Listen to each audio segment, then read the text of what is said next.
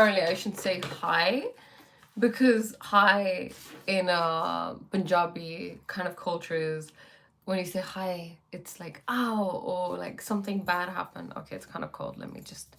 I couldn't find my black shawl, so we're gonna go with the green one. I don't know how that's gonna look, but it's okay. We'll go for it. Okay. I haven't taken the tag off because I need scissors. My mom got these me, and I really like them. It's cute, right? I don't know how to do a shoulder like this. Okay, this. Okay, we're good. That looks cute. Look at me. I know how to do it. So obviously I came on live today. I don't really have anything planned, but I think I wanted to talk about relationships and, you know, romantic relationships and what they're like, you know, and what to expect from them. I was watching Love is Blind today, and it's really interesting watching it. I love reality TV. In Punjabi, you could say "Chaska lag gaya," as in like caught a habit of watching reality TV. I used to watch it a lot. Things like Jersey Shore, other things, but I don't really watch reality TV like that anymore because it's very to do with like alcohol and going out and all these things, which I don't do anymore. So I don't want to be watching those things, because before you know it, eventually you start doing the same thing, and we don't want that, right? I feel like I should check whether the sound is okay. Should we check? Can we start? Hey Jason, can you hear me properly? Are we all good? Can you do a mic check? Let me know. I'll give you a shout out in a bit, Jason. For anyone who's a gamer. Mic check. Alicia, is it you? Wow. With the whole family here, huh? La familia. It's good. Okay, perfect. Thank you. Thank you, thank you, thank you. What do you think of the lights, by the way? I put the lights up. Do we like them? Family life. It is. I was gonna do a shout out for Jason's gaming, but I make me moderator. I don't know, Jason. You kind of have to earn that. You have to earn that, you know? You have to looking good. Thank you. Thank you, Vinod. Yeah, Jason, you gotta earn that, you know? You have to be present, you have to be in the lives. Why else, you know? Why do you want to be a mod? Should we start having a interview? What, Alicia, you want to be the mod? What is it? Am I ignoring you? And what's that symbol? What does that symbol mean? Tell me. I don't know. I earned this cheese. I don't know if I know the... maybe. Find me a girlfriend. Does it... I'm sorry. Does it say anywhere that I'm a matchmaker? And thank you, Renalyn? That's a really cute name. What does it mean? I love knowing what people's names means. You know, there's something actually interesting about names. So I read somewhere that names are chosen by you and they hold a significance, because when we call someone's name, like if I say, oh, Priya did this, or I am Priya, a whole lot of things come with that, right? When you think about, like, for example, Hitler's name is associated with a whole lot of things. So your name is actually really important, and owning your name and accepting your name. Like I remember speaking to Vinod, and Vinod didn't like his name. You know, he never used to like his name, and I had to tell him, like, you know, it's you can accept who you truly are when you accept your name. Until you do that, then you can't really accept who you truly are, right? And it's just a name. It happened for a reason. It's really funny. Today I was at the Gurdwara, and there was this little girl, and I was talking to her, and I think she said, that's my brother over there. And I said, okay, what's his name? And she said Shivangi. And Shivangi was a name my siblings always take the mick out of me about Shivangi, because my parents nearly called me Shivangi. So it was really interesting. I was like, what is God trying to tell me right now?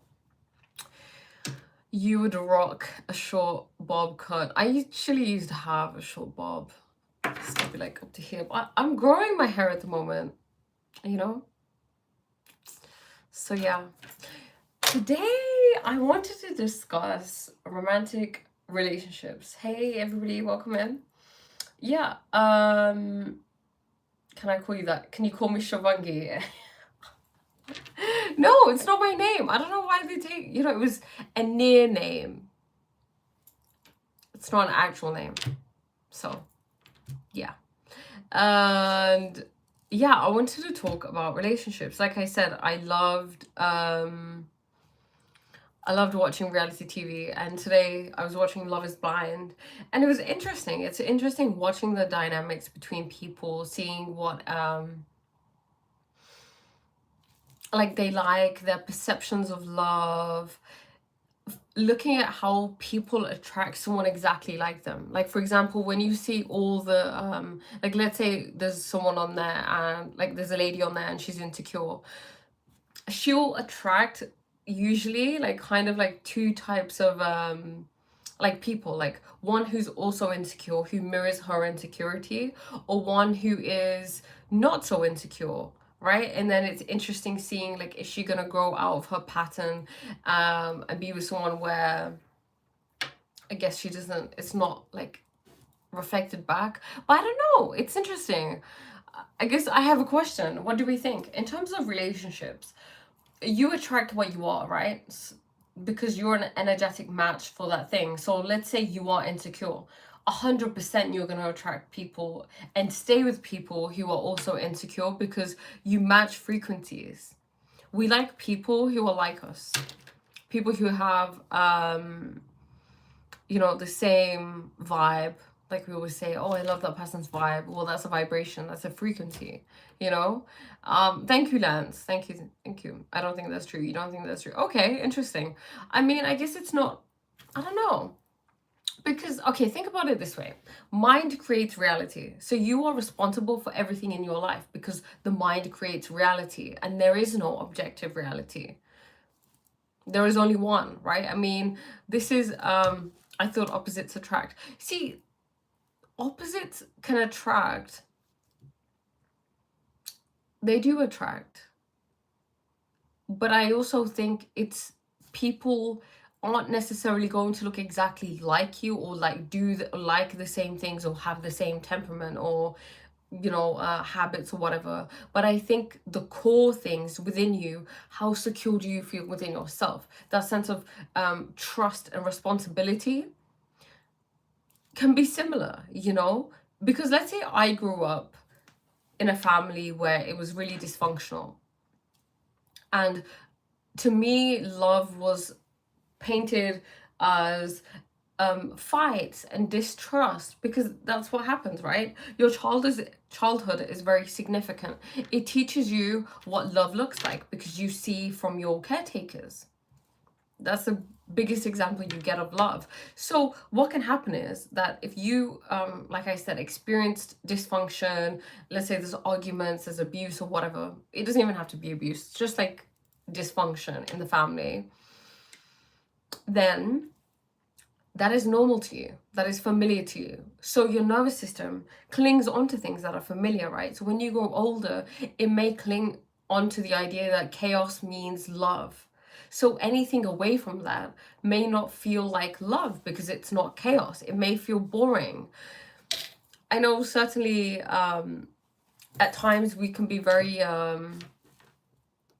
wait, I thought opposite. Maybe you're attracted to but not who you attract. Yeah, I guess you could attract loads of different types of people. It's interesting. I think it's really interesting. Every single person, like I remember seeing this TikTok and I said, every single relationship that you get into represents a different timeline. So don't think about you're dating a person, but think of dating timelines. And I think that's really cool because you can kind of see the general, like, if you kind of just step back from it, rather than getting so emotionally attached. You know what it is?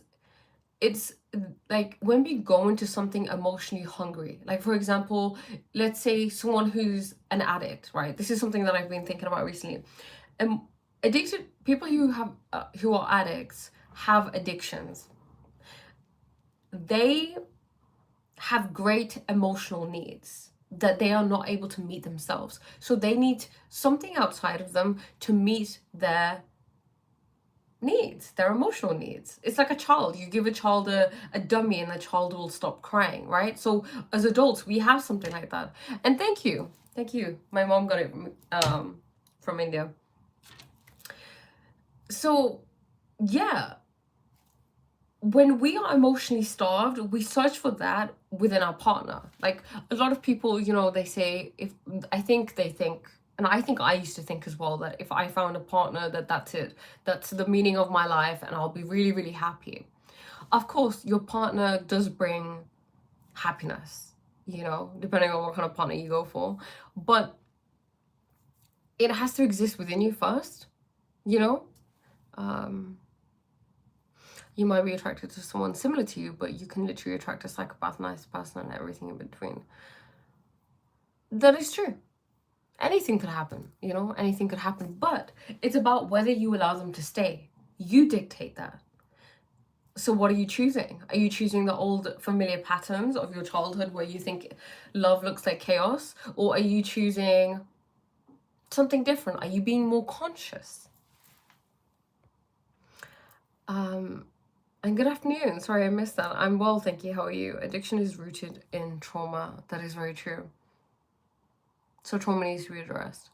Yeah, I mean, it's this whole inability to meet your own emotional needs, right? We don't often learn how to do that. We don't know it's a thing.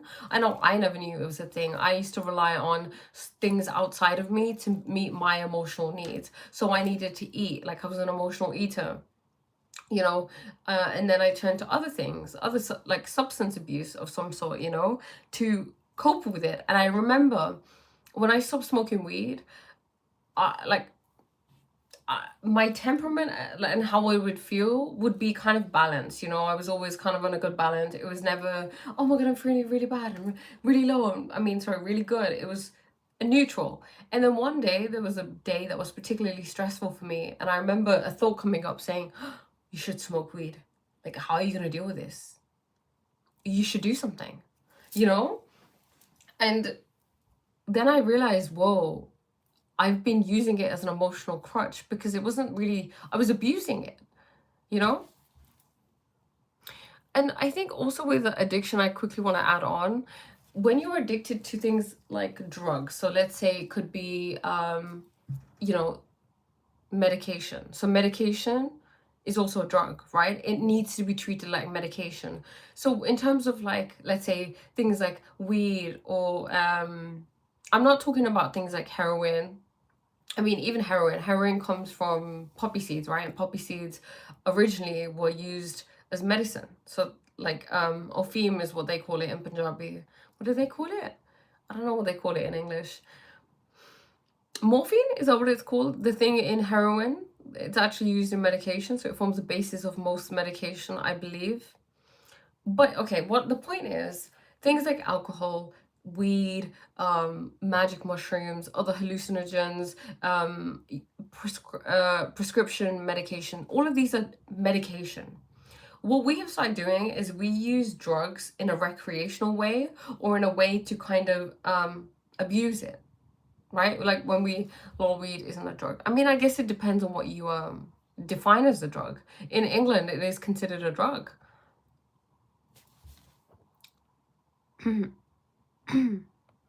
I was addicted to ketamine when I stopped at 40. Wow. How was that for you? Like what impact, like, oh my god, I need to wash my hair. What impact did that have on you? How did you stop? That's such a really interesting question. Well, we're gonna do something about this. Yeah, how did you stop? It's great you had ability and awareness to see that. Thank you. We center addiction to a personal flaw. We don't heal trauma. We encourage abstinence.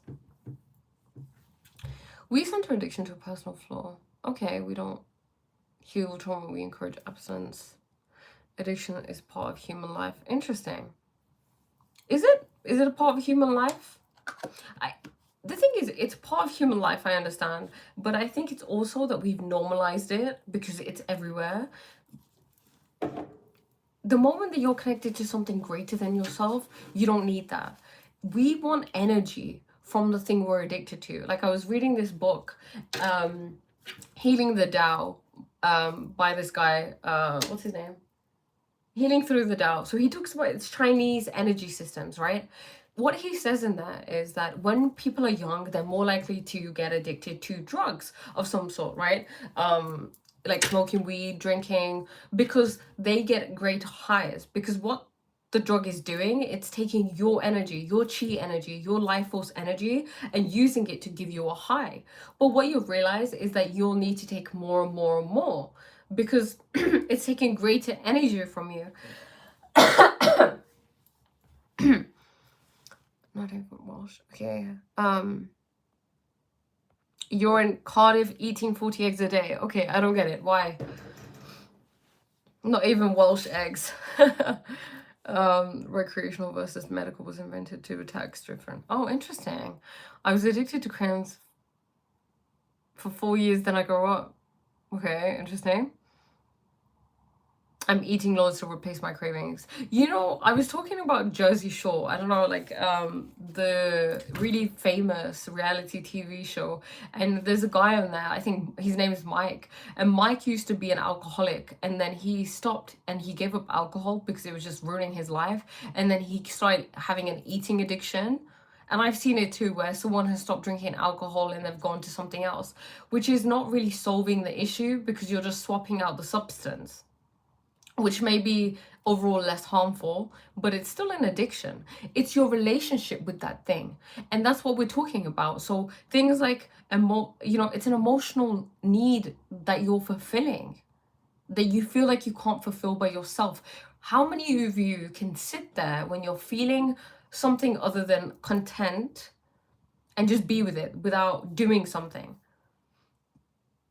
without needing to reach for a bottle of wine or a cigarette, or to, I don't know, call someone like an ex, or like watch something, go out, go club, like whatever it is, whatever your addiction is. And they can show up as many different things. The most addictive substance to human is cheese. What? Oh my god. I did not know that. That's insane. You can't be addicted to mushrooms or cannabis. Interesting. Okay. Yeah, I mean the whole mushrooms thing I completely get. There's not the you don't get addicted to that. But cannabis is interesting because maybe what you correct me if I'm wrong,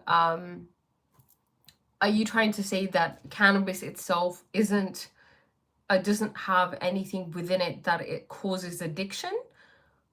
Because I was addicted to smoking cannabis, but I was abusing it. And maybe it wasn't something in it that was causing me to do that, but it was my own emotional needs, my own need to numb myself because I couldn't be with what I was feeling, And that comes from being disconnected to yourself. Like, one of the things that I stand steadfast with is this idea of being connected to God, source, the one, being connected to the one, and the greater your connection to the one, to God, to source, to the creator, the less you need things outside of you. And it's not just things like drugs, it's people, it's material, it's status, all of these things. I love you. Thank you. The corporate is attachment. Exactly. How are you, like, how do you feel? Do you feel secure? And I think the more your attachment is not even attachment, when you're secure, when you're connected to yourself, you can watch your mind. Like, for example, meditation. One of the greatest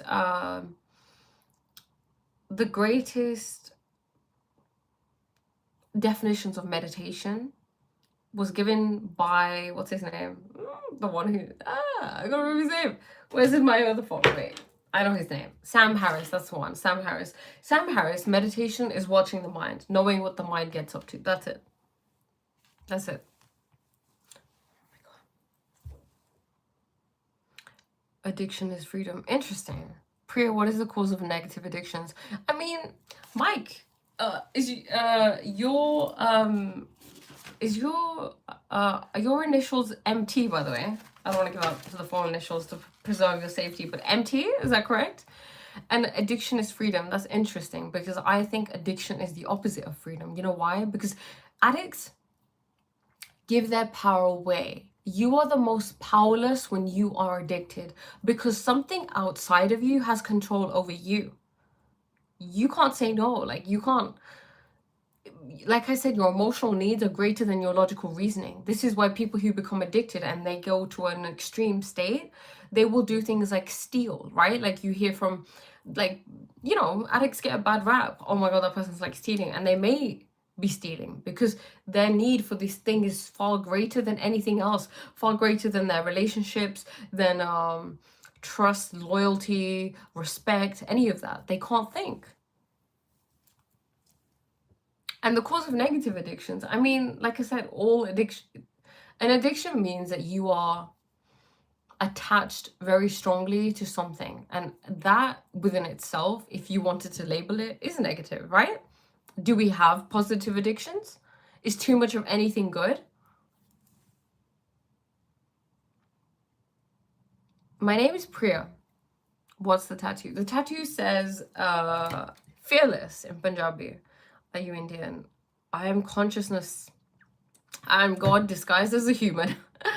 Outdoor homegrown weed without chemicals is the way to go. Okay. See, it's interesting. It's like I said, it's not the thing itself that's the problem. It's your attachment to it. How are you attached to it? Are you attached to it? What's your relationship with that thing? When the relationship is, I can take it when I need it. Like, I understand that weed has great benefits. Most things have great benefits, you know, like alcohol. Like, what do? They give you alcohol when you have a cold, right? So you drink out, like, I know my dad used to say that, oh, you have a cold, just have some whiskey, just a spoon of it, because it's medicine. So when we can respect the thing, it's a tool. When we can respect it and honor it and use it when we need to, rather than use it out of balance, then it's okay for us. Wow, true, yes.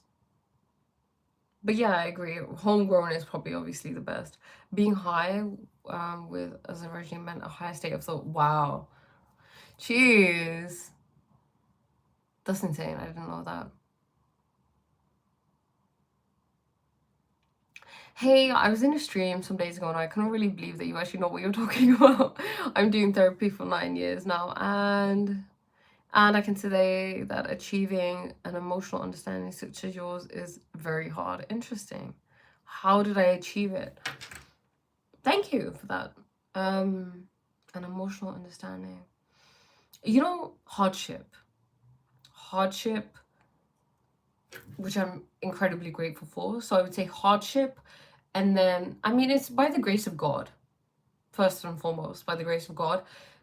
Second of all, it was hardship that pushed me to introspect myself further and life, and go inwards and take responsibility and become aware of things, become aware of the nature of the mind, how I create my reality, take it, which essentially means you take your power back, right? You are the one in control, right? So when you know that, that makes you feel powerful. But if I keep blaming everything and anything outside of me, which I used to do prior to this awakening, you could say, it was really difficult. I would get really emotional. I would experience really, really low lows. You know, there was suicidal ideation at that point. This is just to kind of express to you like how it was, you know? So I've been there. And then it would be like high highs, and you're really loud, and you think you're really happy, but you're not. But I think the middle ground is the sweet spot. It's equanimity, where you don't like, And I think it takes time, maybe understanding. So it was wisdom. I was learning a lot. I was educating myself on how I can change my habits, how I can change my thinking, becoming aware of how I'm thinking, of what I believe, and then also working on things like meditation, awareness, increasing my awareness. Awareness is the greatest gift you can give to yourself.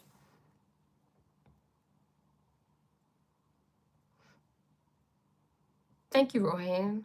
Um, yes. Oh, well, Mike, thank you so much for your donations. It means a lot. It's really, really sweet. Thank you. And let me know what trouble you're having with the satsang. I'm really excited for the satsang this Sunday. My twin sister is going to be joining us. So for anybody who doesn't know, what the satsang is, on Sundays I hold a sacred space, a bit like this, but it's a sacred container where everybody is there who is deeply invested in the things that we talk about here. And you know, I present different themes every week. I'm open to suggestions of what those themes are. But this week, this Sunday, we'll be discussing power, right? Like a little bit like we're discussing now, but in much more depth. And then I open up the space for everybody. It's kind of like a big discussion that we all have, because everybody has amazing pieces of wisdom, right? Pearls of wisdom that they can share, and we can learn from each other and share stories. So if you'd like to attend the satsang, which takes place online on Zoom, anybody can come at 2 p.m. UK time, and the link is in my bio. So yeah, check that out. But yeah, Mike, let me know what the issue was with the satsang. If I can email you the link, if that makes it easier. A laser mark on your head. Thank you. What's the topic today? Okay, the topic, I'm just answering questions at the moment. Why do you change your channel name? Okay, thank you. I changed my channel name because I wanted a name that represented what I teach, what I talk about, and I feel like my old name didn't really, it was outdated, you know, it didn't really express what I'm about. And I feel like Oneness Embodied is what I'm about. It's about embodying the truth, about we're all one, the core truth of life. I am everything and everything is me. So yeah. And welcome BP pesticide. Brown sugar, good. Oh, brown sugar, hot water, and a shot of rum. Nice, thank you. The light background is way better. Thank you. Yeah, I finally painted my room, so I got rid of the flowers. They're never gonna be back. I like to believe that I have gained a lot of knowledge over the years, but I admire you for doing it without therapy. Thank you. Well, you know, Alexa, everybody has their own path, you know, not every, and different things work for different people. As long as you're on it, it's benefiting your life, it's great, right? Meditation is a great tool. Meditation is the most profound thing you can do in your entire life. If I could suggest one thing to anybody in life, it would be meditate. That would be it. Like any one habit that you can pick up, meditate. You want peace, you want to feel fulfilled, meditate. Because you realize that it's all within you and not within your body, kind of within your body, but within your consciousness, you know? And you experience amazing things. And then you realize that things outside of you, like, they're not that important. Like, have a possession without being possessed by it. I love that. I heard that recently on a podcast. Podcast. Hey, pretty lame gamer. Pre on her journey. I had the link. It was in the format more of. Okay. Oh, me figuring out. Sorry. No worries. No worries. I'm an old fan. I love your content, bro. I'm from Morocco. I'm really happy for you. Thank you so much. Welcome. Thank you so much. How old? Okay, I am timeless. I have been here since the dawn of time, but in this human life, this body is 29. Anything could be meditation, gardening, poetry, singing, hiking. Yes, exactly. Anything in which you're in the flow, you know? But you know what it is? I completely get that. And I think it's a wonderful thing because being in the flow, right? Why is that such an amazing thing? Being in the flow means that you are so overcome by the present moment that you're not thinking. Like, for example, when I go on live, most of the time I'm in the flow. The being in the flow is really beneficial for your health. I can't name all the benefits, but it's really beneficial. But in terms of like normal meditation, like standard, like sit down, close your eyes, watch your breathing type of meditation, that is great because it helps you kind of watch the mind, you know. You really understand the antics of the mind. Like something I read recently is listen to your body. Your body finds it really difficult to lie. Don't listen to the mind. The mind is lying all the time. Every thought that comes out of your mind is a lie, because the truth is that which is permanent. And in this life, the only thing that is permanent is God, is consciousness. Everything else comes afterwards. Everything else is an afterthought. It's going to disappear. Does that make sense? Like, for example, someone asked me my age and I said, this body is 29. But that's going to be a lie in a few months because it won't be 29. So that statement that I made is temporary. It's appearing as the truth, but it's temporary. Like this life. Energy is permanent. Exactly. So energy, God, consciousness, awareness, love, that is permanent, you know? And when we can heed the things that are permanent, then we have a more fulfilling life. Like, for example, money. Money is not permanent. Money doesn't always stay with you. It's circulating all the time, right? Family members, circulating all the time. Friends, circulating all the time. Food, it goes in, it goes out, it goes in. The breath, circulating all the time. Everything is just circulating all the time. So when we hold on to things tightly, attachments form. And that's where issues occur. Lol, I am timeless, love it. You know, primal wellness, I'm just getting, I'm on this journey of really like changing the way that I talk and understanding. Like, even right now, I'm like, I am changing the way I talk. Who's changing the way she talks? You know, like always having that in the kind of back of your mind, always being aware of that. Like, for example, my mom, oh my God, she said this really cool thing. She said, you know, connecting with God and knowing the presence of God is almost like a pregnant woman. A pregnant woman is always focused on her child. Regardless of what she's doing, she's aware of the presence of her unborn child in her stomach. And she said, being connected to God is a little bit like that. You're always aware of God. You're always aware of the energy. And, you know, I was speaking to my sister. We were talking about a situation and I wanted to remind her, I said, look, you have the knowledge, you have the wisdom about the truth of life. You know, there is only oneness, you know, you're creating your reality. But I said, in this particular situation, you need to remember that. Don't fall into the old traps of Maya and, oh, it appears this way and it couldn't be this, it could be this. But it's like, you know more than that. You have more power than that. I'm half Indian, half Nigerian. Nice to meet you. I don't know why, but I'm very curious to see the view outside your window. Okay, you want to see it? Oh, there you go. That's the view outside the window. Yes, thinking does get us in trouble. And thank you, Hollyoaks. Energy's permanent. I'm older than dirt. Interesting. Today you are wearing traditional Indian clothing. Yes. Do you follow our Hindu gods?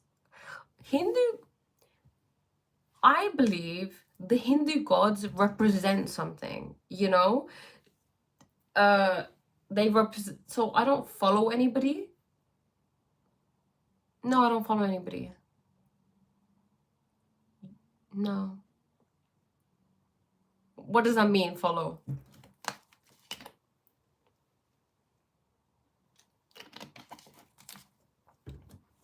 Nothing is permanent, lol. Change is maturity, indeed. I mean, God is permanent, right? Like, consciousness is permanent. Lord Shiva, oh, okay. You want to know something? Yeah, sure, tell me.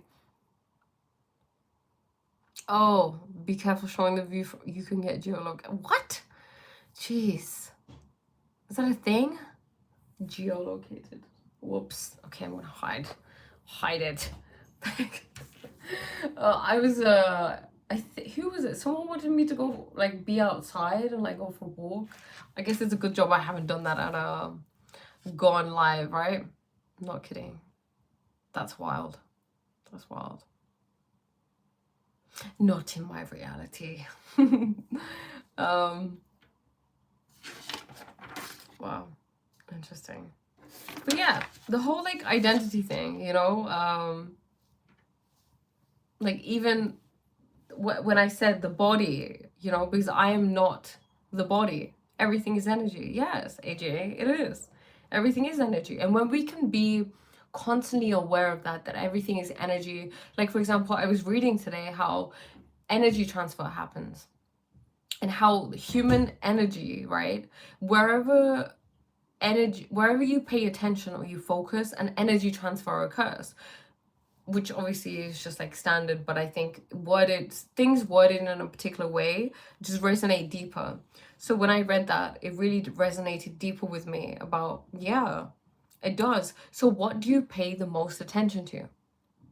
You know, I had to ask myself, Priya, do you pay more attention to things that you don't have or the things that you have? Because, you know, it's really interesting. It brings me on to another point. So my sister was telling me a story about my grandma, right? How my grandma, she was having an argument with my mom, right? And then she said she's gonna change religion. She's gonna start following Jesus now because God doesn't listen to her.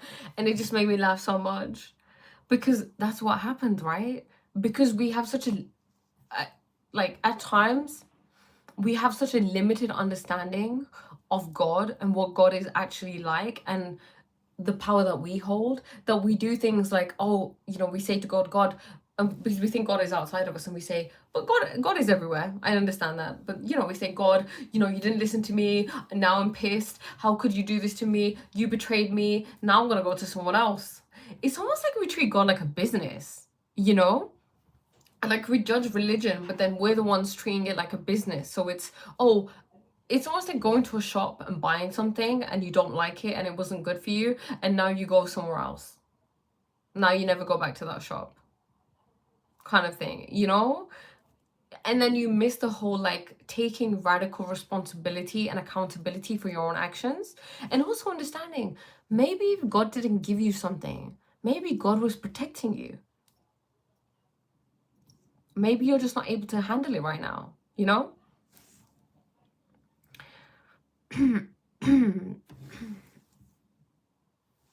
Pro energy. Thank you. What is this? I couldn't get on the satsang. Is it 2 UK time? I'll try again this week. That's like 7 a.m. though. Lol. Oh, bless you. Hey, you'll have an early morning, right? Early start to the day. A very long day. Yes, it's at 2 p.m. UK time. Did you find the link in my bio? The link will be in my bio. So if anybody else who would like to join the satsang, it's happening this Sunday at 2 p.m. and I'm really excited. I don't know. I have a good feeling. Religion is a business. Interesting. You know, religion is a pathway and it has been turned into a business. I understand that. It's because people actually lose focus. They lose like, why am I even on this path? But you don't have to have a religion to connect with oneself, you know? It's sad that people get lost on it and confused.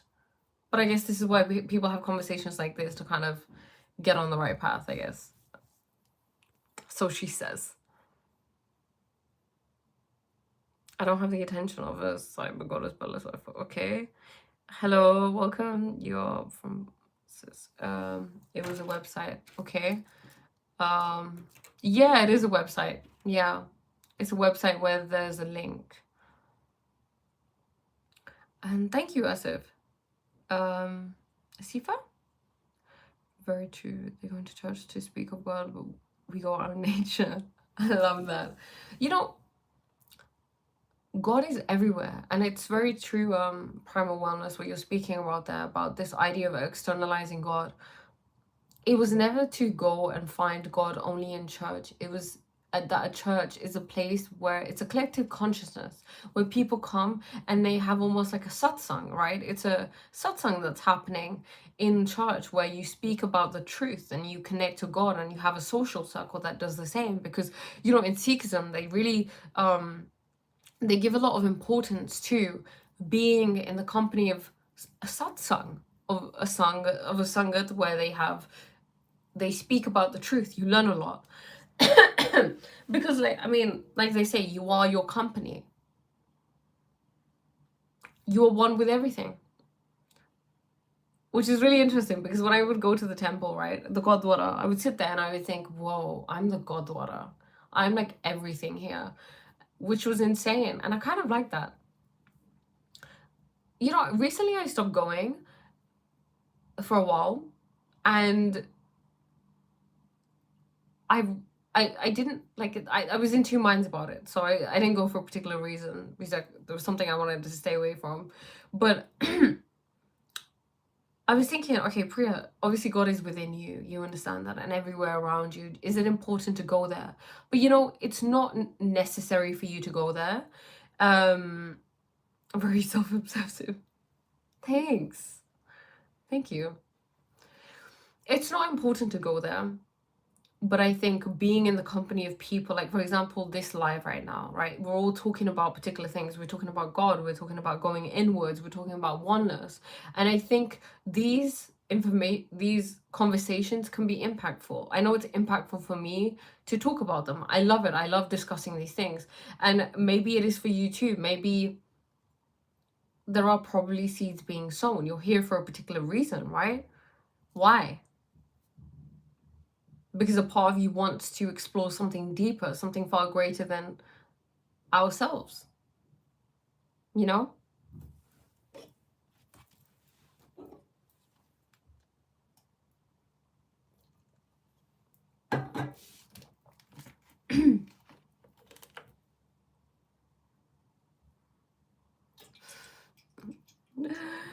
uh, Alexa, I'm honored. Thank you so much. Thank you. We use the sweat lodge, but people think of it as a place to worship. It's a place that gets rid of distraction.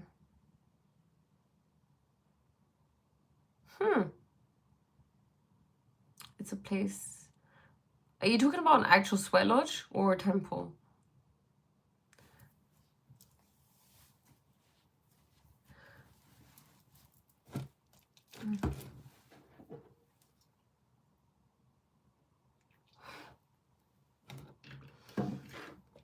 Namaste, namaste, dear. Should I change the lights? Wait, I just put these up today. That's better, right? That's better.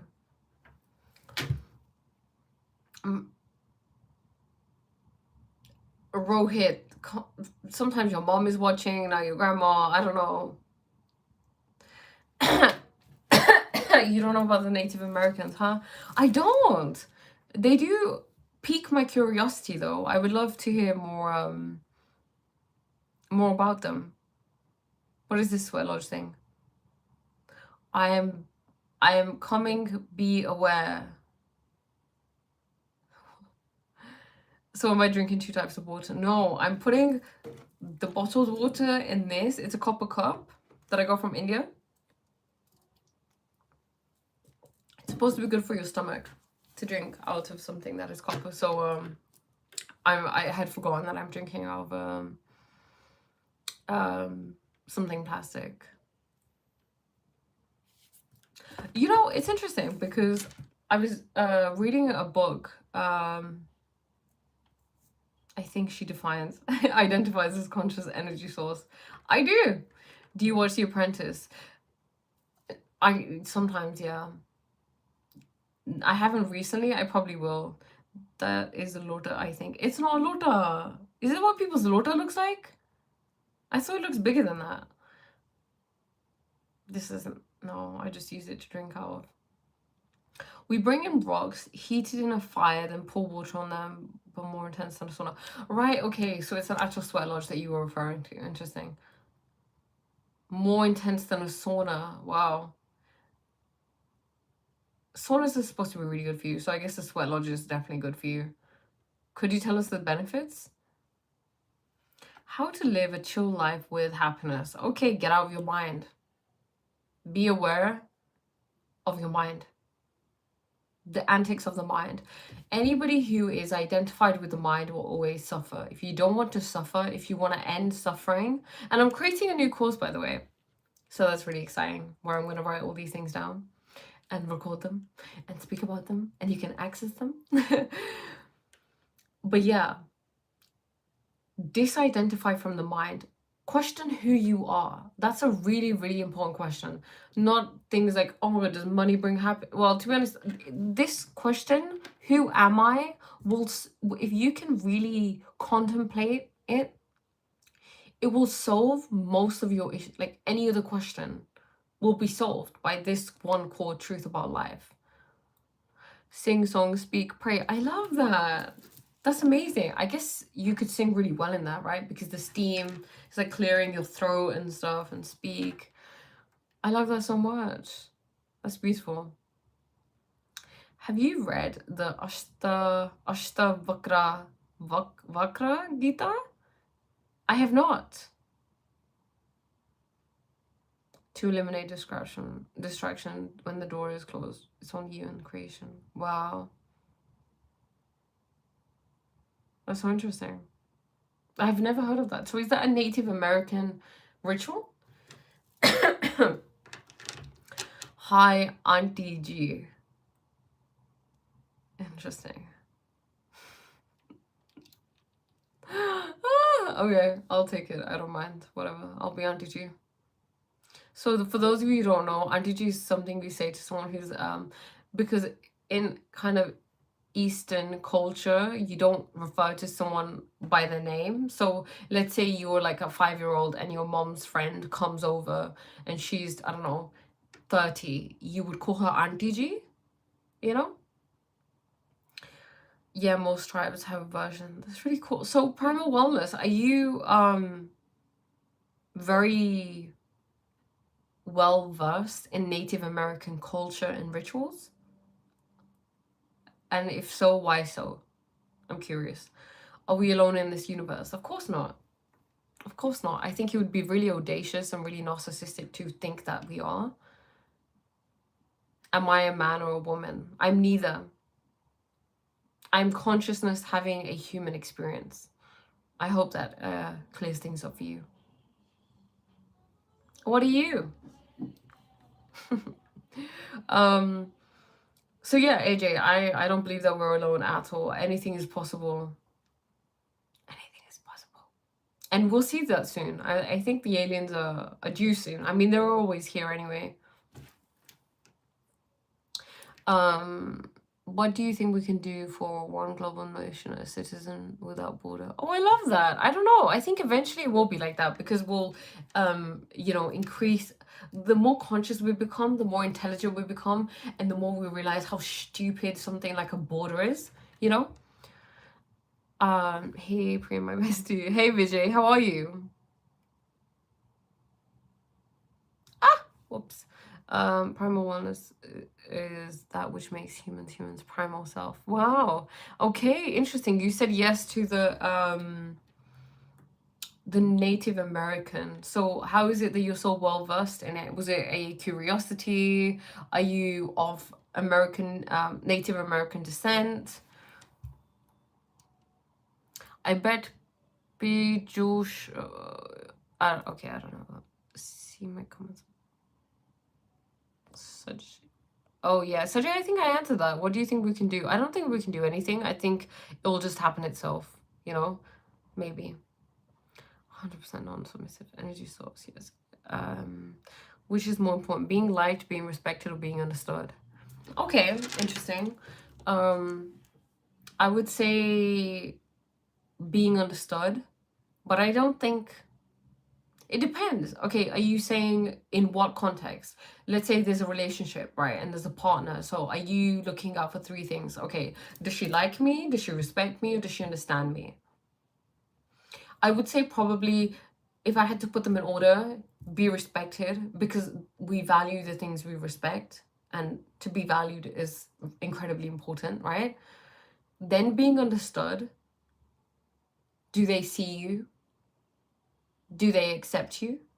And then being liked, because that comes as a natural byproduct of that. If we just left it to, oh, do they like me? Being liked doesn't mean that you're valued, respected, or understood, right? It's just they like me because I make them feel this, or that I give them, you know?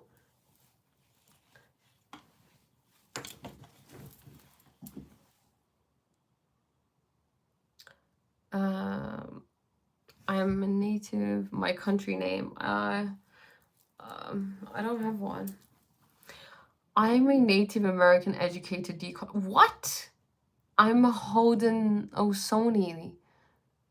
No way! That's so cool. Wow. I did not know that. That's so cool. I am very well, thank you.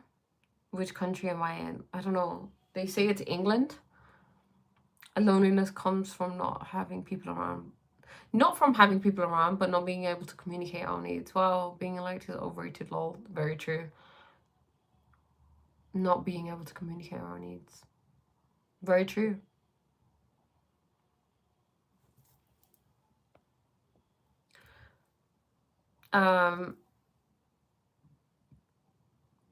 सिस नमस्ते कैसे हो बढ़िया हूँ आप कैसे हो जी मैं हिंदी समझ लेती हूँ watching your videos on life help more learning with English than finding the meaning of life. Hey, that's okay, be pesticide. We take from it what we can, right? If it's helping you with something, I'm glad. I'll take that. That's a win. Why is it that you're not learning about life? Am I talking gibberish?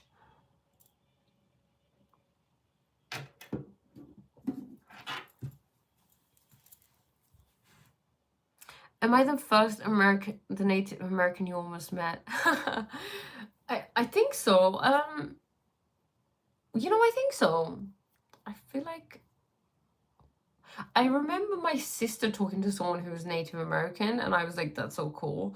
But yeah, I think speaking to someone directly, yeah, for sure. You know, tribes, like old indigenous tribes, of loads of different countries really intrigue me, because their way is a way that is, like you said, you know, you want to find God, you go out in nature, and it's very connected to nature, to the natural order of things, which is God, right? Like you said. So that way of living really fascinates me. So it's amazing that all people are indigenous to somewhere. Wow, that's also true. That's also true. I guess it's because of course that the whole maybe it's because the Native Americans, I don't know, I'm just guessing here. It feels like to me Native Americans are more in touch with their roots, right? Not obviously, I guess that's a generalization, maybe not all of them. But yeah, all people are tribal. That is true. I guess what I'm trying to say is that people who are more in touch with nature and the natural way of things intrigue me, rather than more of this like there's a word for it, this westernization of things and moving away from our culture, you know. Speak Hindi as well as possible. Please कहना Hindi as well as possible. हम कोशिश करेंगे पर हमारी हम रहने देंगे. This is how we survive. Do you know about Naam Jaap means chanting God's name? Do you practice it? That's a very interesting question, AJ saying. Do I practice it? I do. I actually really like Naam Jaap is something that really fascinates me, and I love anywhere where I can learn why it's significant. I kind of had this like Jaska, if you could say, about learning it, you know? Chanting, like, so like one of the things I was speaking about earlier is the significance of names. When you say someone's name, you summon them. You become the nature of that thing, you know. You summon the nature of that thing. Like I said, if you think about Hitler, you're summoning a particular energy. You think about Jesus, you're summoning a particular energy. You think about Buddha, you're summoning a particular energy. So when you repeat God's name, you're summoning God's energy, you know, and you're constantly in that energy. And of course, that energy is profound. In Eastern traditions, the thing that they talk about the most is Naam Jap, chanting God's name. Chanting is how we sing praise natives. It's an amazing, amazing tool. It's one of the things that really connected us as human beings. You know, we all used to get together and sing and chant and dance and pray, which really held communities and tribes together. And I guess that's something, I don't know. That's why people go to things like temples, you know? They want to find that, they seek that out because subconsciously they understand that this is something that's inherent within us. But unfortunately, sometimes they get misled and they can be exploited or whatever. But I mean, that's where it all comes down to, you know, singing, chanting, praying, dancing together. Nice accent, thank you. I'm moving to South America. That's really cool. Where? AJ Singh, do you? We use a drum. It is the heartbeat of our mother. Wow. Love that. Exactly. Okay. I just wanted to surrender myself to God and live freely. AJ, how's that going for you? How's that going for you? Do you do Nam Jap? You know, mantras, so like Nam Jap and mantras, like one of the reasons why they're so profound is because they clear up your attention. Because what happens is, if you realize, like I can realize how focused I am and the state of my mind when I do mantra, like repeating one mantra over and over, a name, be a mantra, or like a god, one of God's names or anything. How a mantra is helpful. Mantras are incredibly helpful. The moment, look, it's difficult to describe what a chocolate brownie tastes like until you've tasted a chocolate brownie. That's all I'm gonna say. I can tell you why they're helpful, but you will see the benefits of them when you continue to do them over and over again. You know, mantras are helpful in a way that they really help you become more focused, and your attention and your focus is super important because it's you giving energy to something, and when you can control where you give your energy to, you can preserve it. So a lot of people suffer because their energy goes everywhere, they can't preserve it. But what happens is when you start having a mantra job and doing it regularly, your attention and focus becomes laser like, you know. It can lead to amazing experiences.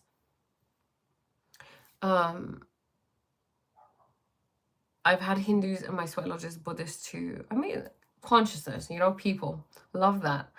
You know, I love the idea of just going, I love God. I love anything to do with God. I love doing anything to connect with myself and other people. So I don't care what it is. I don't care if it's from Islam. I don't care if it's from Buddhism, Hinduism, wherever, you know. Because when it comes to the matters of the heart and matters of God, religion falls away, you know. When I do Naam Jap, the energy starts shifting and tears naturally come. I love that. Verag, right? Verag. Beautiful. Beautiful. Maybe, AJ, you can also share some more things about the benefits of Naam Jap for people that may not know anything that I haven't mentioned or something that I have mentioned. Yo, it's King Bling, like Lord of the Rings, obviously Ian Chick. Wait, is it King who recommended me, who suggested that I watch a video by someone? I can't remember the name. And you said that he is like pretending to be a saint or something? Was it you? Naam Jap is meditation. It is. It is meditation.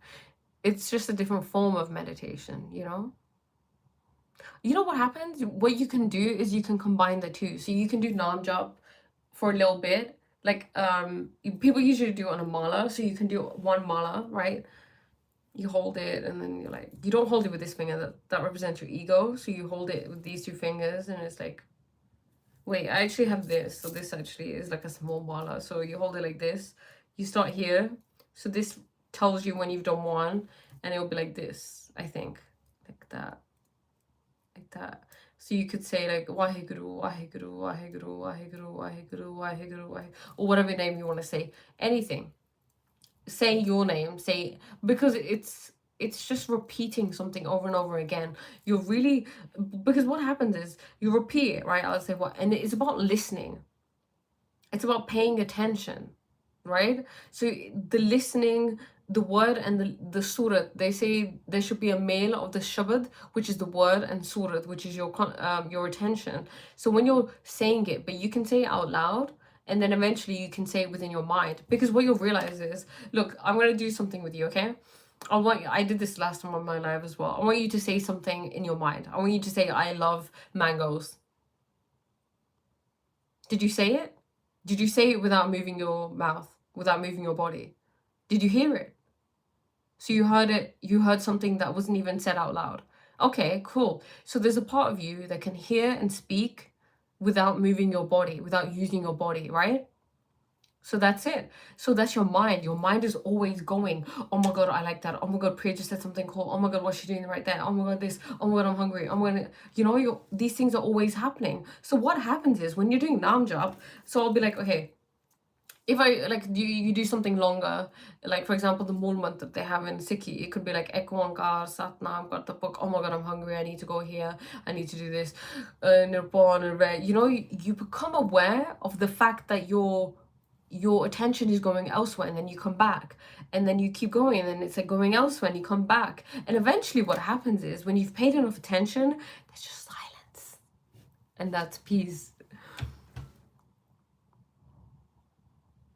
I also use Kundalini or Kundalini teachings. Interesting. The rosary seems like the same idea. Yeah, it's a rosary, right? It's I guess a rosary is not. It's like a smaller rosary that you can just wear on your hand, essentially. But yeah, a rosary, mala is what they call it in Eastern traditions. Oh, okay. I was gonna say I've never heard of Kundalini. Is that a new thing? That's interesting. Maybe you could share this share these things on Sunday in the satsang. Interesting. Okay. You can see and hear without using the senses. Exactly. So who is it within you that can do that? It's really funny, my brother, I was trying to convince him to go to the Gurdwara today, and he was like, no, God, I don't believe in God. There is no God. And it was just really funny. Kind of. Yeah, it was funny. What was the point I was trying to make? It was just funny that he said that, because clearly there's an intelligence at play. There's a source of something, and the further we are disconnected from that, the more that we need energy from things outside of us. This is why what you'll see is people who are very in tune with God, right? Enlightened beings. They're not so out in the world. They don't want to be chilling with loads of friends and have a really large social circle and a very very busy social life. They want to be by themselves, most of the time, by themselves or with very few selective people, because they don't they just want to be involved in the world like that. Do you know Hindi? हम हिंदी जानते हैं जी, जानते हैं, थोड़ी थोड़ी जानते हैं, Punjabi ज़्यादा जानते हैं. We're on YouTube. No way. Okay, we're so it's like a group. Is it, so what's the YouTube? Is it the Primal Wellness? I've never actually, I don't know if you can click on people's, but if you give me your YouTube channel, I'd love to check that out. You can channel spirits and shadow people, and the shadow people are real. Who are the shadow people? Who are they? You can channel spirits. Interesting. I'm sure you can. I feel like you can do anything in life,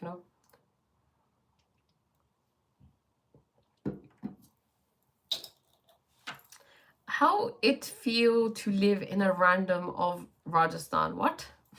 I don't understand. In Rajasthan?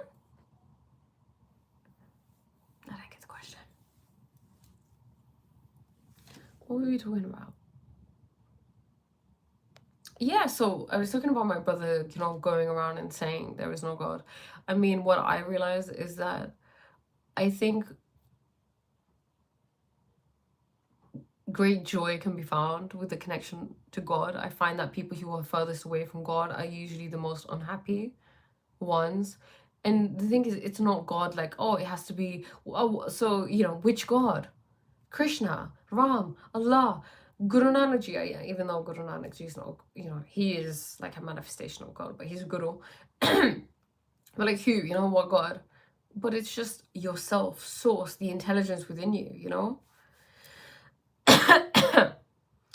It's intentionally the shadow people don't even should they overstep. Okay, they need the shadow. Who are they? I'm young grasshopper. Could you tell me more? The shadow people. So is this people who are these spirit? Like, I don't know. I've never heard of the shadow people before. God is creation, not a white man above us. Exactly. That's what Christianity makes you feel like, right? It's interesting because, this is a common thing that I always say. It's not a white man in the sky. And it's like, where did this idea even come from? Why is this so relatable for so many people? Like, when did this become the status quo, Christianity, widespread. Well, the church, you could say. Lovely dress. Thank you. It's well documented. Okay, thank you, young grasshopper. Maybe I'll check it out. I don't know. I'll check it out. I don't know. We'll see. I kind of, like, for example, obviously the recent scandal. I don't know if I want to say his name. Eep Stein. That whole thing that came out, And it came out because it's an agenda against people. It's to take your attention. What did I say? Your attention, wherever you put your attention, you're giving your energy to. So when we give energy to things like, for example, the reason I'm bringing this up is because young grasshopper mentioned shadow people. And I don't know if I want to give my attention to that. Like, there's a saying, don't pass on bad news. Yeah, we think about that. Like, don't pass on bad news or speak about bad news. Only speak about good news, right? And then think about the news. The news is full of bad news, yet so many people are plugged into it. Only women can create life. Life creation is feminine. Word. Misdirection. The matriarchy is not women-centered, it is child-centered, life-centered. Love that. It is. It is. And I think that's where the confusion comes from. Matriarchy is not the opposite of patriarchy. It's a completely different thing. I agree. I feel like they're taking our attention from something. They're taking our attention from something. And also it's an attack. It's a mental attack on people. Because my brother's talking about it, okay? Like, my brother and my sister keep talking about it. And I say, look, and they want to watch the documentaries. Do I want my 15-year-old brother and my 16, 17-year-old sister to be watching these things? To be watching, like, the tenors. You think we should ignore child abuse because it's bad news, some of the dumbest takes ever? Okay, the tenors, how have you benefited from learning about this? What have you done to stop it? What can you do to stop this? The people that are being exposed are not even the ones. They're the ones doing it, but they're the scapegoats. The people who are actually behind all of this, you won't even know who they are. You don't know who they are. It's being done for a particular reason. Exactly. What are you going to do about it? You're going to hear about it. You're going to stress yourself out, and nothing good is going to come from it. Nothing good comes from learning about these things. Right? People who fear the matriarchy are viewing it through the lens of patriarchy as if there was a hierarchy. Exactly. And you know what? I think the people who have the most problem with matriarchy are patriarchal. I mean, sorry, did I say that correct? Yeah, the people who have the most problem with matriarchy are usually very patriarchal. That's why they have a problem, because they have a problem giving away power, right? Like, power, because power they think is manipulation, coercion, aggression, violence, when it's not. Real power is not that.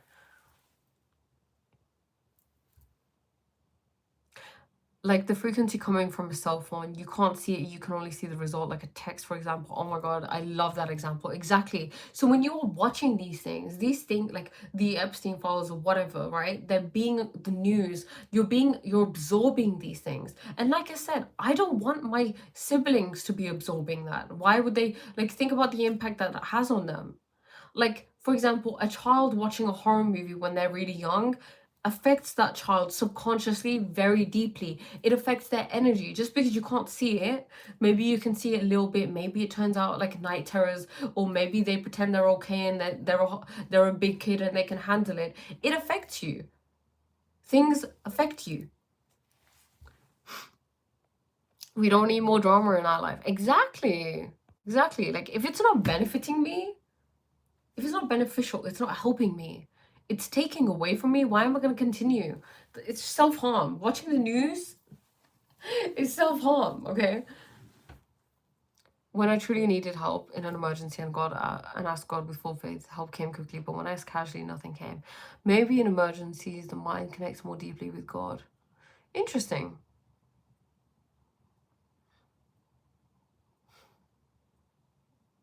It's a really interesting thought. Being outraged about something does nothing. Exactly. It does nothing to help the situation. All it does is affect you. You learn this very early on, that I can't help, I can't do anything to change that. All I can do is focus on my life and be the best version of myself that I can be to the people around me and to myself, because it's a domino effect. I watched the Epstein files, now I'm pissed, and now I want to do something, and I'm full of anger, and now that is being transferred to people around me. How has that helped me? Who have I helped? You know?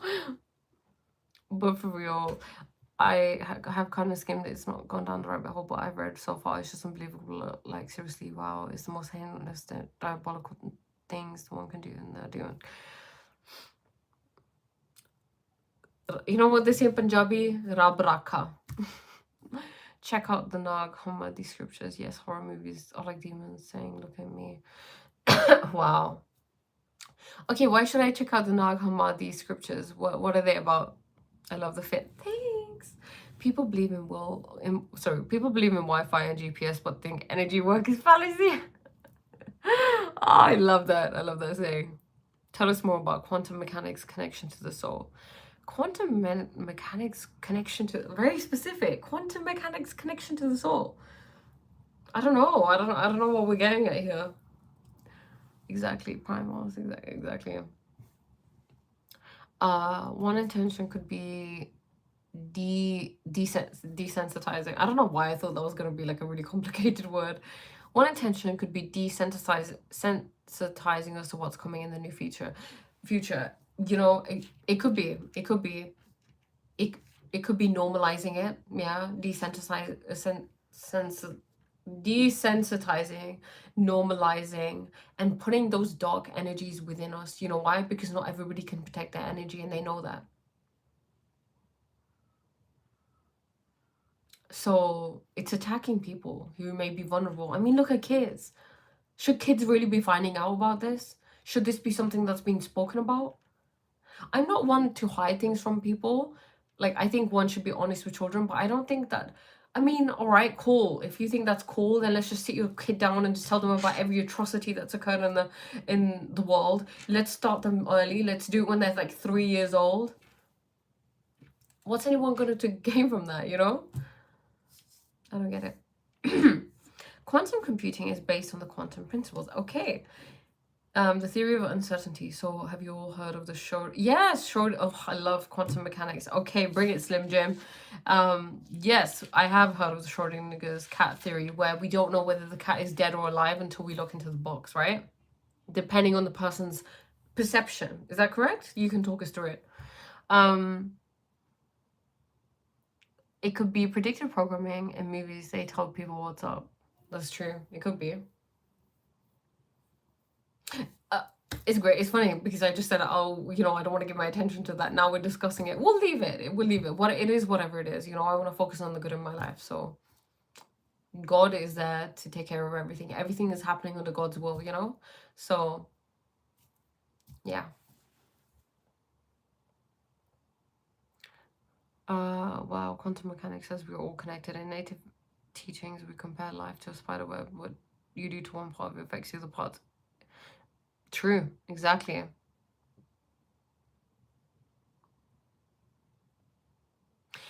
I'm trying to talk science here. Hello, not pseudo. Well, Slim Jim, you know, it's really interesting because if you go into the history of science, right, what happened was that science and mysticism are very connected, but Descartes came over and he was a scientist and he created a duality between science and mysticism.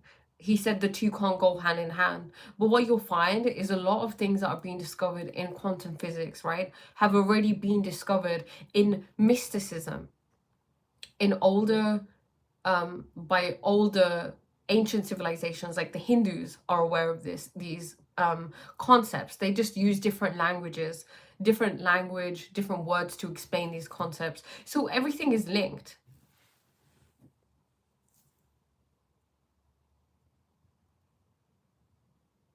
Just don't merge with AI. That is the devil's world. See, the thing is, everything is one. There is no devil. There's just a spectrum, right? Let's say this is a line, okay? God's here, the devil's here. It's just like one spectrum. The devil is just another word for your ego. It's this idea of separation. This deviation from oneness is what causes the rise of the devil, which is the ego, really. I have a weird question. Can animals feed God or they can be spiritual? Oh, can they feel good or can they be spiritual? Oh wait, can they feel God or be spiritual? Interesting. You know, animals are full of love, right? Like look at dogs, full of love. God is love, so they are love. They are God. God is into everything. So they have spirits, right? So yeah. I think maybe it's the difference between them is that they're just on a lower level of consciousness compared to us. We're on a high level of consciousness and we can get even higher depending on our own independent kind of effort that we put into our consciousness and becoming more aware. But I think that there's a cap for animals and plants.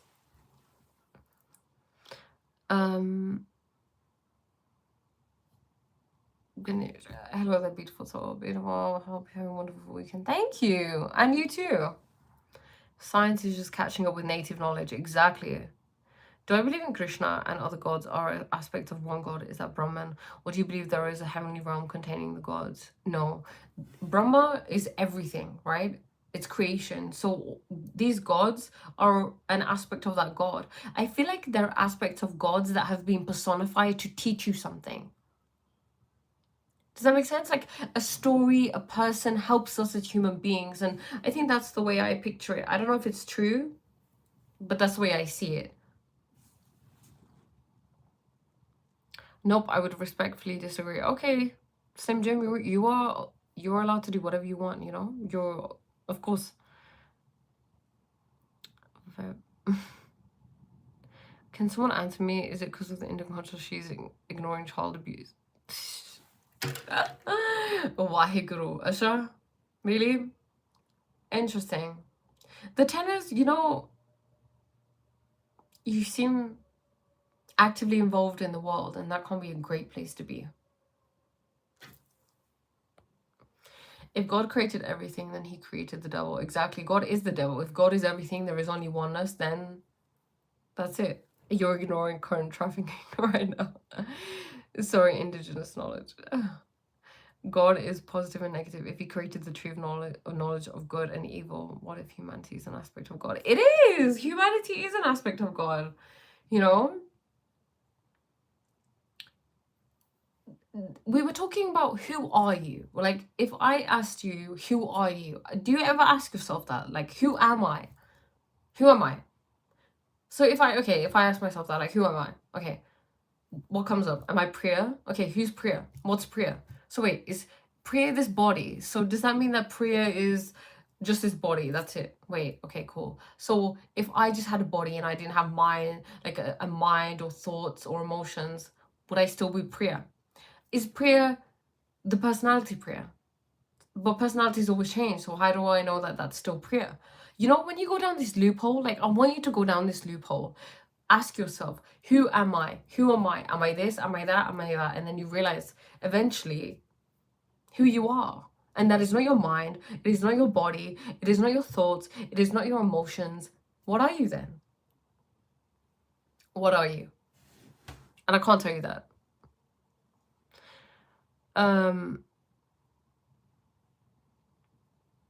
Hey, where are you in the world? I am in a place they call England.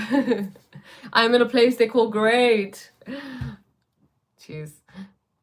Imagine that. India, right? We're going to change our name. Great India. Magnificent India. That's what we're going to be called. Ah. Sadagat Bhutan from Intezar Patti. Okay, thank you. Hi. I know the meaning of my life. Okay, tell us if you like. Most beautiful ever. Thank you. Yeah, the God that created this place is one, but what if we came from another place and the body is a prison? Where do you think we came from? I'm really interesting. Take me down this loophole. I am. I love that, Callum. You are. I am that I am, you know? Sorry, I'm just like lighting up so we have more light, kind of. Wait. Boom! And there was light. Okay. They say there's many faces to oneself. Exactly. I believe in only one thing. Never cheat, never steal, never hurt someone. That's it. Okay. Nice. Hey, Alina. Thank you.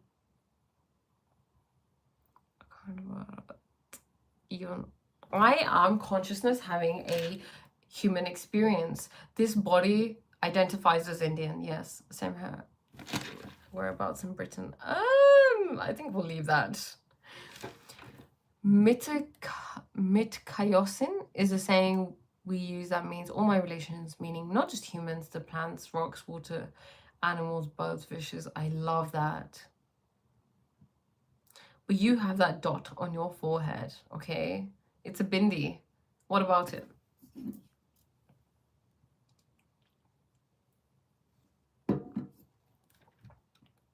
I don't want to really give out where I live, you know? I'm sure you can understand. The body is not 29. The real God, I mean, I'm aging in reverse, so I like to say 22. The real God isn't jealousy, since that would require lack. Exactly. You know what it is, young grasshopper? We have been sold this idea of a white, angry, bearded, jealous, narcissistic, vengeful God that is controlling. And that couldn't be further from the truth. You know, I truly believe that your perception of God and how God is dictates how you are. It dictates how compassionate you are, how kind you are, who you are, you know, just in general. I always get excited when I see you live. Thank you, Alina. Welcome. I get excited when I see you. It is Alina. Yeah, cool. Okay. Yes, this body identifies as Punjabi, I guess. You should read Druids by Peter Ellis. It goes into ancient British Druidistic caste. They believe in eternal self, reincarnation, some form of karma. There's a poem called Emergent. That's really cool. Let me write that down. I make a list of what I'm gonna do. I should probably put this up as like a high priority, you know? I'm sorry, does not sound bad. I will. Okay, Druids. Druids by Peter Ellis. Peter Ellis. Thank you.